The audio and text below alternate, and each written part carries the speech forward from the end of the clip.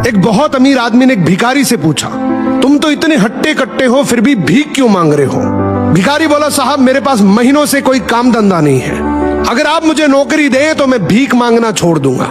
अमीर बोला, मैं नौकरी तो नहीं दे सकता, लेकिन तुम मेरे बिजनेस पार्टनर बन सकते हो। मेरे पास एक चावल का प्लांट है, तुम चावल बाजार में सप्लाई करो और मुनाफा महीने के अंत में बांटेंगे।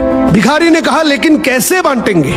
क्या मैं 20% लूंगा और आप 80%? अमीर बोला, मुझे सिर्फ 10% चाहिए, बाकी 90% तुम्हारा होगा, ताकि तुम जल्दी तरक्की कर सको।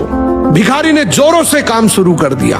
उम्दा चावल और सस्ते दामों से उसकी बिक्री बहुत बढ़ गई और उसे खूब मुनाफा हुआ।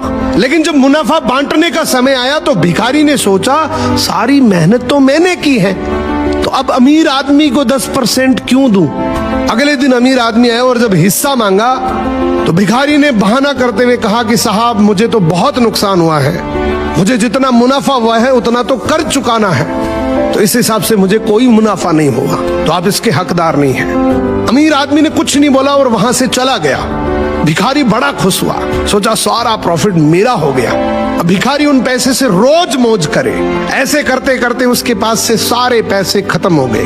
अब पैसे भी नहीं है और काम धंधा भी नहीं है, तो मजबूरन उसको फिर से भीख मांगना शुरू करना पड़ा। एक दिन वो अमीर आदमी उसके पास से गुजरा और उसको देखा, क्या ये तो फिर से भीख मांगने लग गया। अमीर आदमी ने एक बहुत अच्छी बात बोली कि इस दुनिया में गरीब और अमीर आदमी जो होता है ना, उसमें सबसे बड़ा डिफरेंस होता है उसकी सोच का।